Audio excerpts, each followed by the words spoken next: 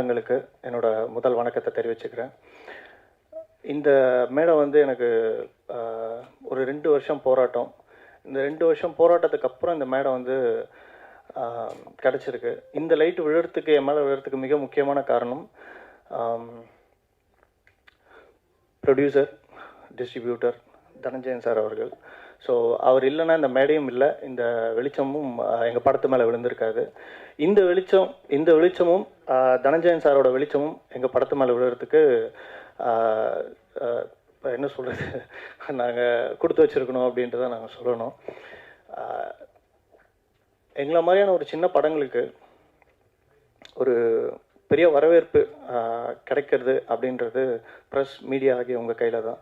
அதை தாண்டி இந்த கண்டென்ட்டை நம்பி ஆக்சுவலாக தனஞ்சயன் சார் பார்த்துட்டு சர்ப்ரைசிங்காக கால் பண்ணிவிட்டு தம்பி படம் பார்த்தேன், எனக்கு ரொம்ப பிடிச்சிருந்ததுரா அப்படின்ட்டு சொன்னார்.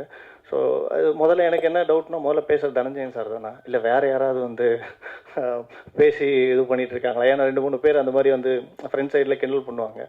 ஸோ அதுக்கப்புறம் பார்த்தா தனஞ்சயன் சார் தான். அதுக்கப்புறம் ஹாய் தம்பி அப்படின்ட்டு அவரோட டோன்லேயே அப்படியே பேச ஆரம்பித்தார். ஸோ எனக்கு ரொம்ப சந்தோஷம் சார். இன்றைக்கி நீங்கள் எங்கள் பட விழாவுக்கும் சரி, இந்த படம் எங்களை நம்பி உங்களோட பேனரை ஆக்சுவலாக அவர் கொடுத்தாருன்றதை விட அவரோட பேனரை நான் திருடி உள்ளே போட்டுக்கிட்டேன்னு கூட நான் சொல்லலாம்.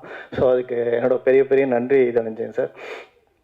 அடுத்து மிக முக்கியமான ஒரு ஆள், அவரோட படம் வந்து ரிலீஸ் ஆகும்போது பிட்ஸா, ஸோ அப்போ வந்து நான் உதவி இயக்குனர் ராஜதந்திரமில் அப்போ நான் போய் பார்க்குறேன். அதுக்கப்புறமா சிவிகுமார் சாருக்கு என்ன ஒரு வாட்டி நானும் அவரும் பார்த்துருக்கோம். சத்தியமாக சிவிகுமார் சாருக்கு ஞாபகம் இருக்காது. ஏன்னா அதே கண்கள்ன்ற படத்துக்கு ஒரு ப்ரொமோ வீடியோ ஷூட் பண்ணி எடுத்துகிட்டு போய் நான் வந்து சிவிகுமார் சாருக்கு காட்டினேன். அவருக்கும் பிடிச்சிருந்தது, அதை பற்றி பேசிகிட்டு இருந்தார். அதுக்கப்புறம் அதோட இப்போ தான் சிவிகுமார் சாரை பார்க்குறேன்.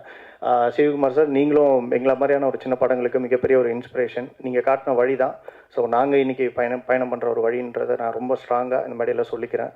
ஒரு மிகப்பெரிய நன்றி நீங்கள் இந்த மேடையை வந்திருக்கிறதும் எங்களோட படத்தை வந்து சிறப்பிக்கிறதுக்குமே. அடுத்து அன்எக்ஸ்பெக்டடாக நாங்கள் எதிர்பார்க்காத ஒரு ப்ரொடியூசர் தங்கராஜ் சார், எதிர்பார்க்கவே இல்லை. மிகப்பெரிய நன்றி சார். ஏன்னா சிவகுமார் சார் வராருன்னு எங்களுக்கு தெரியும், பட் கூட நீங்கள் வரீங்க அப்படின்றது எங்களுக்கு தெரியாது. ஸோ அதுக்கு உங்களுக்கு மிகப்பெரிய நன்றி படம் சார்பாகவும் என் சார்பாகவும் நான் தெரிவிச்சுக்கிறேன் சார். அடுத்து கேபிள் சங்கர் சாரை பற்றி நான் என்ன சொல்கிறது, அண்ணன் தான் மிக ஒரு பிள்ளையார் சுழியே இந்த படம் வந்து தனஞ்சயன் சார்கிட்ட போகிறதுக்கு.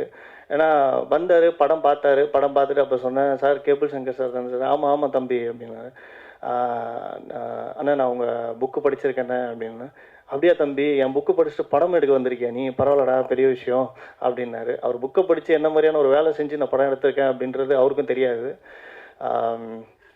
அப்புறம் அவர் சொன்னார், நான் வந்து 2.0 3.1 சொல்லிட்டு அவர் இன்னும் நிறைய புக் எழுதியிருக்கேன் அப்படின்னு சொன்னார். நான் சொன்னேன், ஆனால் நான் 90s கிட்ஸ், நீங்கள் எழுதுன மொதல் வருஷம் தானே நான் பார்த்தேன், எனக்கு அதுக்கப்புறம் என்ன எழுதியிருக்கேன்னு எனக்கு தெரியாதுண்ணே அப்படின்னு. ஸோ இந்த விழாவுக்கும் இந்த படம் மிக முக்கியமாக தனஞ்சயன் சார்கிட்ட போகிறதுக்கான ஒரு மிகப்பெரிய ஒரு பிள்ளையராக இருந்த கேபிள் சங்கர் சாருக்கு, அண்ணனுக்கு நான் மிகப்பெரிய ஒரு நன்றியை தெரிவிச்சுக்கிறேன். நன்றி அண்ணன். எல்லாருக்கும் நன்றி சொல்லிட்டேன். இன்னொரு மிக முக்கியமான ஒரு நபருக்கு நன்றி சொல்லணும். எங்கள் அப்பா வந்து இன்றைக்கி வரல. ஏன் அப்படின்னா, அவரை பொறுத்த வரைக்கும் இன்றைக்கி இப்படி ஒரு ஃபங்க்ஷனே நடக்கலை அவருக்கு. ஏன் அப்படின்னா, அப்பா கிட்ட வந்து ஒரு ஒரு இந்த இது எப்படி ஆரம்பித்ததுன்றதை சொல்கிறேன். அதுக்கப்புறம் அவர் எப்படி உள்ளே வந்தாருன்றதையும் நான் சொல்கிறேன். தயாரிப்பாளர்கள் யூஸ்வலாக வந்து இது ஒரு ஹைப்பர் லிங்க் ஸ்டோரி தான். ஒரு 5 நபர்களுக்கு ஒரு பணத்தேவை இருக்குது. இதில் யார் சரியானவங்க, அவங்க கைக்கு இந்த பணம் போய் எப்படி சேர்ந்தது அப்படின்ற மாதிரியான ஒரு கதைக்களம் தான் இந்த வல்லவன் வகுத்ததரா. அப்போ இந்த கதையை நான் எடுத்துகிட்டு போயிட்டு சில தயாரிப்பாளர்கிட்ட சொல்லும் போது அவங்க ஒரு ஹீரோ ஒரு ஹீரோயின் அந்த மாதிரி நம்ம மாற்றலாமாப்பா அப்படின்னாரு. இல்லை சார் அப்படி பண்ணால் ஒர்க் அவுட் ஆகாது அப்படின்னு. அதுக்கு நான் சில எக்ஸாம்பிள் படங்களும் சொன்னேன். இல்லை அந்த படம் எல்லாமே வியாபார ரீதியாக வெற்றி அடையிலையே அப்படின்னாரு. எனக்கு அதுக்கு மேலே என்ன பதில் சொல்கிறதும் இல்லை, அவர் சொன்னதுக்கும் எனக்கு என்ன இது சொல்கிறதுன்னு எனக்கு தெரியல. அதோட நன்றி சொல்லிவிட்டு வெளியே வந்துட்டேன். அதுக்கப்புறம் இன்னொரு ப்ரொடியூசரை அப்ரோச் பண்ணேன். அவர் ரொம்ப புதுசு. கதைலாம் கதைலாம் கேட்டுட்டு தம்பி நாளைக்கு வந்து அட்வான்ஸ் இது பண்ணிக்கலாம் அப்படின்ற மாதிரி சொன்னார். சரி ஓகே அப்படின்னு சொல்லிட்டு மறுநாள் போகிறேன், அவர் ஆள் இல்லை. என்னடா ஆச்சு, எதுக்கு எங்கே போயிட்டாரு அப்படின்னு சொல்லிட்டு அங்கே உள்ளே இருக்க ஒரு ஆஃபீஸ் பாய் ஒருத்தர் இருக்கார், அவர்கிட்ட கேட்குறேன். அவர் ஒரு நாளும் சொல்ல, 2 நாள் 3 நாள் 4 நாள், நான் ஒரு 2 வாரமாக போயிட்டுருக்கேன். அவர் என்ன ஆச்சு ஏதாச்சுன்னு அப்படின்னு தெரியவே இல்லை. சரி ஓகே அப்படின்னு சொல்லிட்டு நான் வர 2 வாரமாக வந்துட்டு போகிறத பார்த்துட்டு அந்த ஆஃபீஸ் பாய் வந்து கூப்பிட்டு சொன்னார், அண்ணா உங்ககிட்ட நான் ஒரு 5 நிமிஷம் பேசலாமா அப்படின்னா, சொல்லுங்கள் தம்பி அப்படின்னா, சென்னைன்னு போயிட்டு ஒரு டீ கடையில் உட்காந்து சாப்பிட்றோம், நான் ஆஃபீஸ் வராதிங்க அப்படின்னாரு. ஏன் வரக்கூடாது, என்னாச்சு சார் எங்கே போயிட்டாரு அப்படின்னா, ஏன்னா அவர் என் ஃபோன் காலுமே எடுக்கல. ஏன்னா நாளைக்கு வா உனக்கு அட்வான்ஸ் கொடுக்குறேன்னு சொன்ன பர்சன் கால் எடுக்கல. என்னடா ஆச்சு அப்படின்னு சொல்லிட்டு கேட்கும்போது சொன்னார், ஆனால் நீங்கள் வந்தீங்களண்ணா? ஆமாம். வந்து கதை சொல்லிட்டு போனீங்க? ஆமாம். சார் அடுத்த நாள் வர சொன்னார்லண்ணா? ஆமாம். சொல்லிட்டு போனதுக்கப்புறம் சார் உட்காந்து நைட் வந்து உங்களுக்கு செக்கு போடலான்னு சொல்லிட்டு போட்டுக்கிட்டு இருந்தாருன்னா, அப்போ ஜன்னல் வழியாக ஒரு பாம்பு வந்துடுச்சு.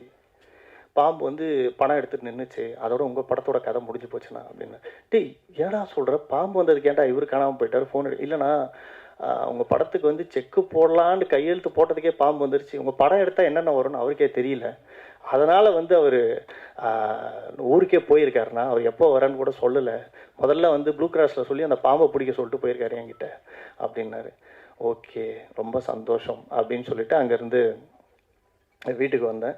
வீட்டுக்கு வந்தோடனே இப்போ என்னடா பண்ணலாம், வேறு யார்கிட்ட போய் என்ன பண்ணலாம் அப்படின்னும் போது கரெக்டாக ஒரு வண்டி வந்து நிற்கிது. நின்னா எங்கள் அப்பா. அதுதான் ஓகே, நம்ம சின்ன வயசுலேருந்து ஏமாற்றிட்டு இருக்க ஒரு ஆள் இவர் தான் இதுக்கான கரெக்டான ஆள், இவரை ஏமாத்தினா தான் உண்டு அப்படின்னு சொல்லிட்டு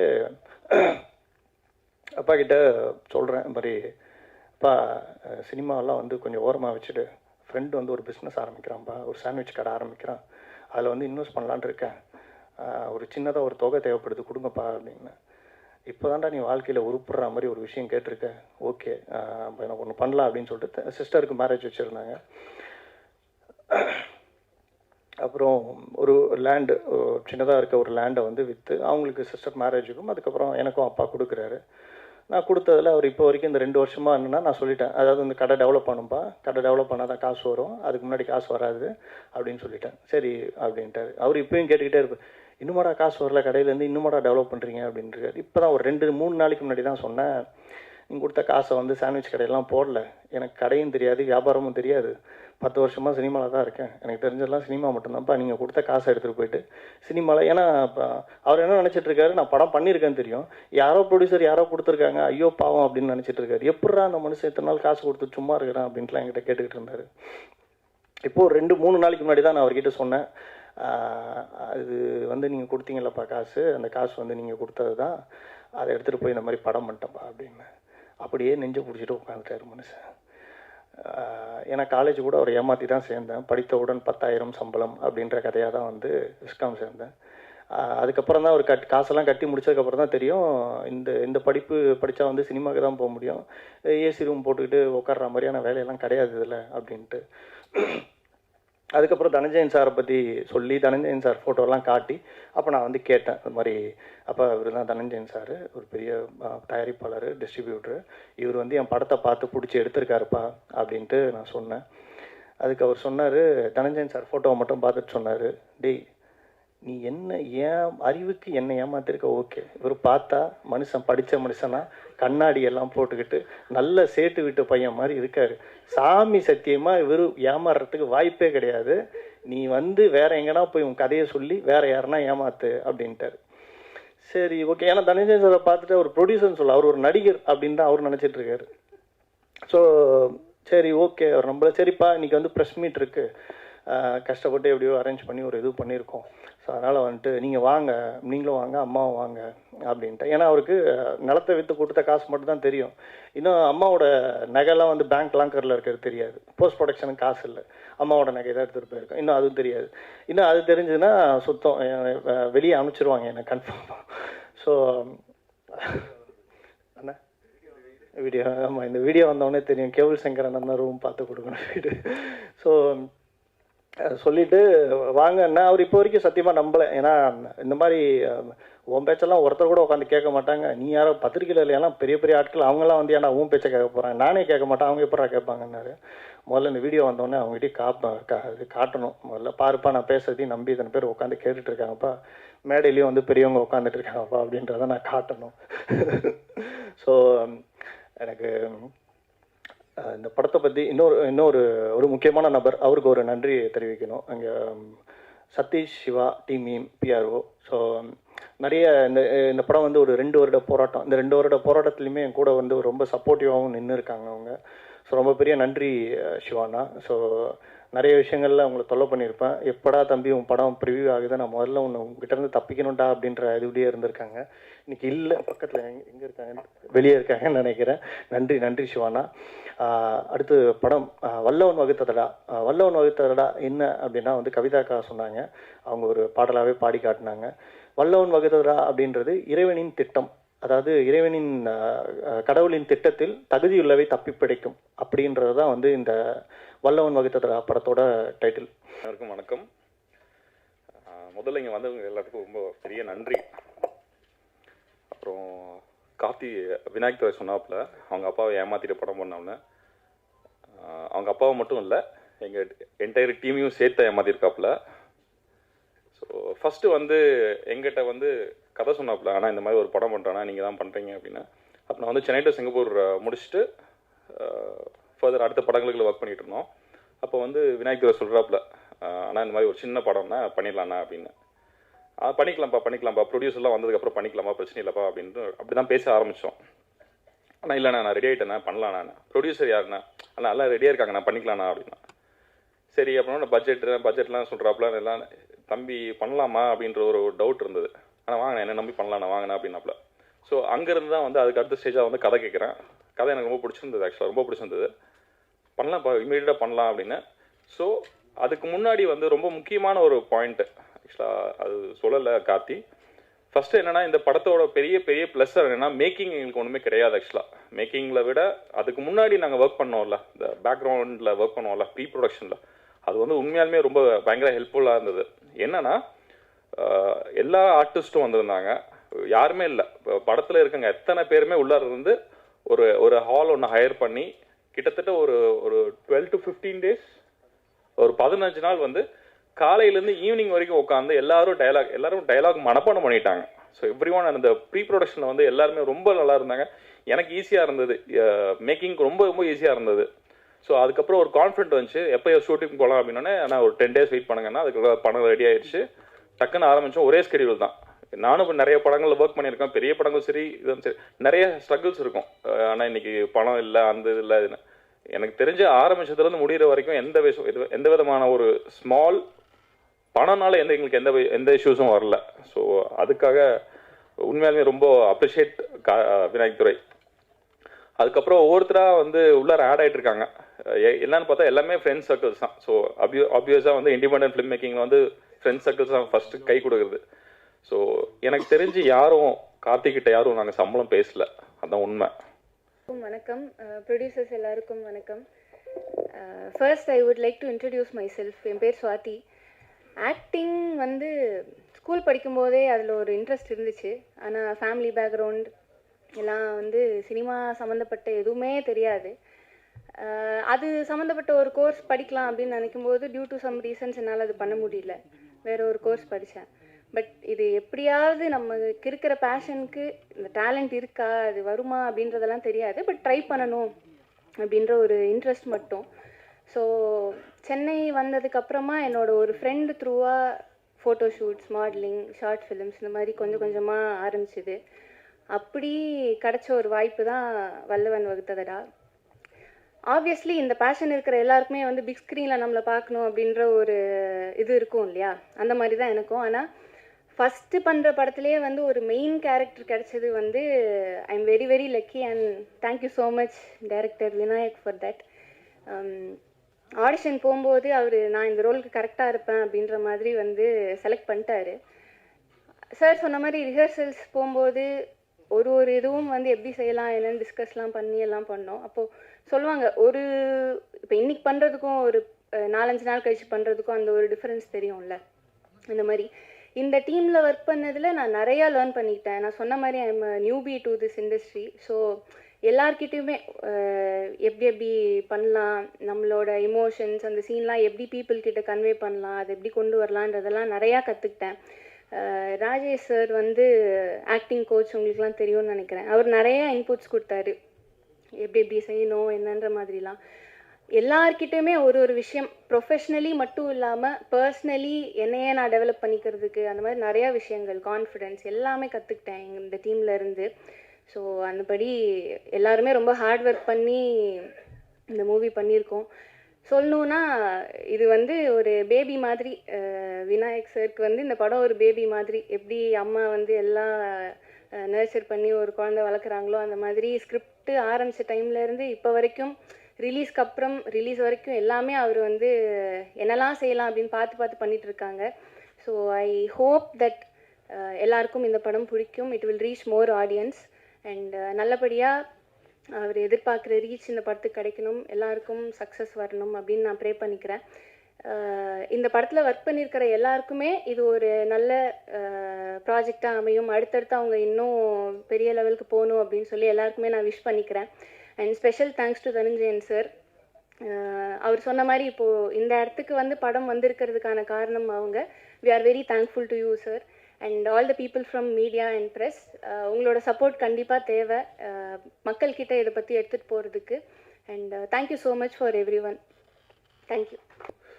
இங்கே மேடையில் இருக்க எல்லாருக்குமே பெரிய நன்றி சொல்லிக்கிறோம். ஏன்னா இந்த ஓடிடி இதெல்லாம் வந்ததுக்கப்புறமா முன்னால் வந்து ஒரு படம் வந்து அது ஒரு வேவ்ஸ் ஆகி அது ரியாக்ட் பண்ணுறதுக்கு டைம் இருந்துச்சு. இப்போ அப்படி கிடையாது. வெள்ளிக்கிழமையே ஒரு 3 ஓடிடியில் 3 படம் வரும்.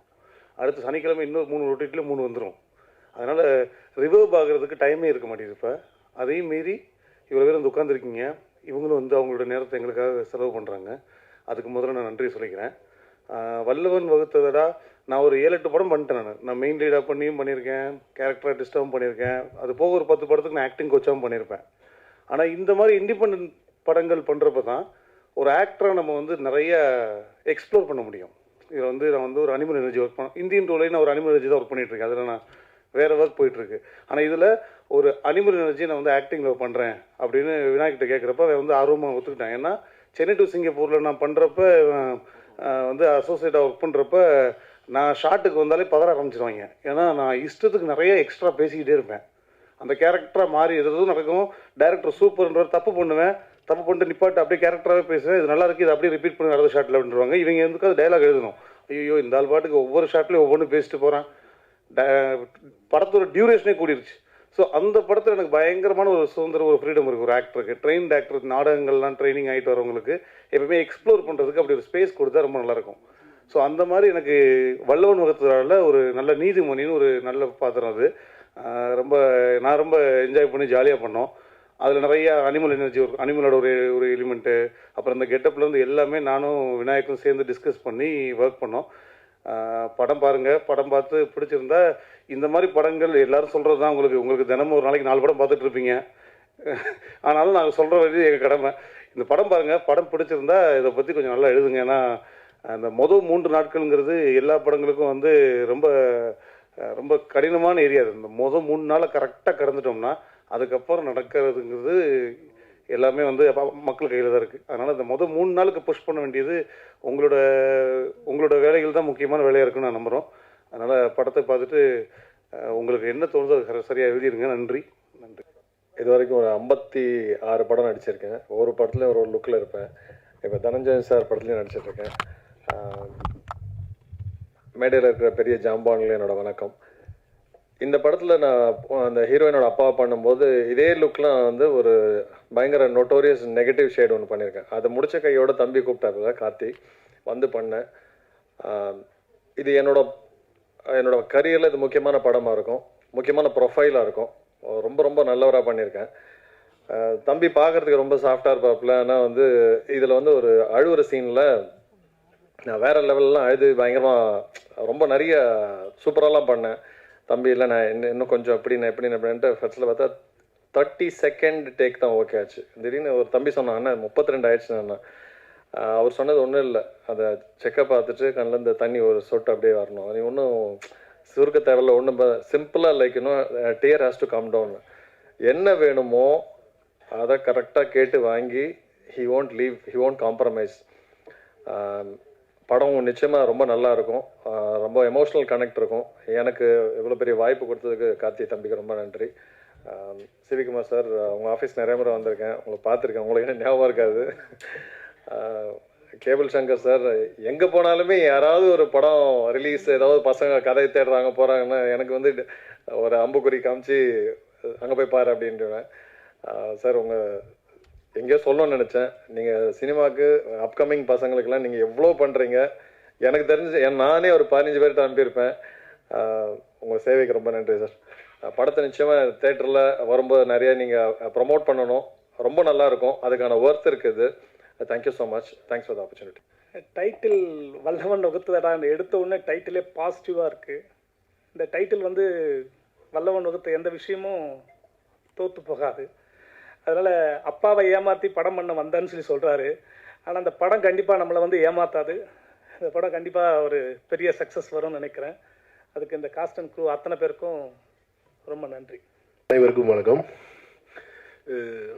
இந்த படம் அந்த 8 மினிட்ஸ் கட்டு ரொம்ப நல்லா இருந்துச்சு. இந்த வல்லவன் வகுத்ததடா அப்படின்றது எனக்கு ரொம்ப பிடிக்கும். இந்த மாதிரி இண்டிபெண்டன்ட் ஃபிலிம்ஸு, அந்த இண்டிபெண்டன்ட் ஃபிலிம் மேக்கிங், இந்த மாதிரி பண்ணுறவங்க, இந்த மாதிரி பண்ணுற படப்பிடிப்புகள் எனக்கு ரொம்ப ரொம்ப பிடிக்கும். ஏன்னா இந்த மாதிரி இண்டிபெண்டன்ட் ஃபிலிம் பண்ணி ரொம்ப பெரிய ஆட்களெல்லாம் இருக்காங்க. இப்போ கிறிஸ்டோபர் நோலனாக இருக்கட்டும், ஸ்பீல்பர்க் ஆகட்டும், இந்த மாதிரி ஒரு சின்ன இண்டிபெண்டன்ட் படத்தில் தான் அவங்க வந்து தி ஸ்டார்டட் தேர் லைஃப். பட் ஆனால் அதில் முக்கியமான ஒரு விஷயம் என்னென்னா, அதை வந்து ப்ரெசன்டேஷன் அதில் ஒரு விஷயம் இருக்குது. அதை எப்படி ப்ரெசென்ட் பண்ணுறோம், என்ன நம்ம 10 ரூபாய்க்கு பண்ணுறோமா, 100 ரூபாய்க்கு பண்ணுறோமா, 1000 ரூபாய்க்கு பண்ணுறோமான்னு இல்லை. பட் அது எல்லாருக்கும் பிடிக்கிற மாதிரி அதை பண்ணிடணும். இந்த டீம் அதை பண்ணியிருக்காங்கன்னு நான் நம்புகிறேன். ஏன்னா அந்த 8 மினிட்ஸ் கட்டு வந்து ரொம்ப நல்லா இருந்துச்சு. வல்லவன் வகுத்ததோட நல்ல டைட்டில். ஆக்சுவலி டைரக்டர் சொன்னார், அவங்க அப்பாவை ஏமாற்றி இது பண்ணியிருக்கேன் அப்படின்னு சொன்னார். அப்பா வந்து தனஞ்சயன் சாரை பார்த்துட்டு இவரையும் ஏமாத்திட்டியா அப்படின்னு கேட்டார் அப்படின்னாரு. கண்டிப்பாக தனஞ்சயன் சார் ஏமாந்துருக்க மாட்டார் இந்த படத்தில். It will be a very very fruitful business for him actually. ஏன்னா ரொம்ப நல்லா வந்திருக்குன்னு நினைக்கிறேன். கண்டிப்பாக இந்த படத்தில் சம்மந்தப்பட்ட இயக்குனர், மியூசிக் தயாரிப்பாளர், and editor, music director and cameraman எல்லாருக்கும், நடிகர்கள் அனைவருக்கும் ஒரு மிகப்பெரிய வெற்றி படமாக வந்து உங்கள் வாழ்க்கை வளமாக இறைவனை வேண்டுகிறேன். அனைவருக்கும் நன்றி.